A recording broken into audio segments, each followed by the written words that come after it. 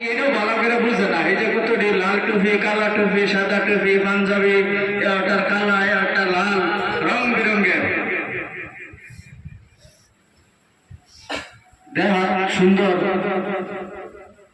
খালি নিজের কাপড়টাই সুন্দর দেখে, কিন্তু তরিকা যে সুন্দর এটাও দেখে না।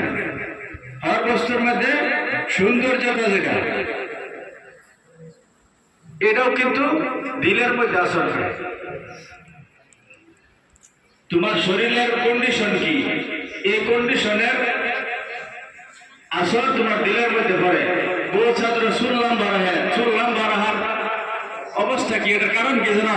তার দিলের মধ্যে একটা খুঁট আছে যে এইবার রাখলে বোধ সুন্দর লাগবে, তাহলে দিল থেকে বার হয়ে এলো না মাথা। হ্যাঁ,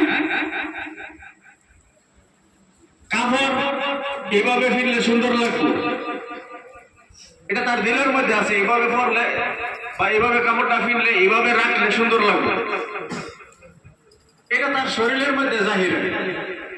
হ্যাঁ, কাপড় এরকম ধরনের বানায়, এরকম ধরনের ফিনদে, ফ্যান বানাইবো, মানে সেলোয়ার বানাইবো, এটা সেলোয়ার মাদ্রাসার নিয়মের মধ্যে না। চিকুন চিকুন সেলোয়ার বোঝা যায় বেটেনের, মানে এটা কি কোনো যায় না, এরকম ধরনের। গতিকে মাদ্রাসার যেটা লিবাস, এটা একটা 1 নম্বর সৌন্দর্যতা। গতিকে হর ছাত্র লিবাসের খেয়াল রাখবে।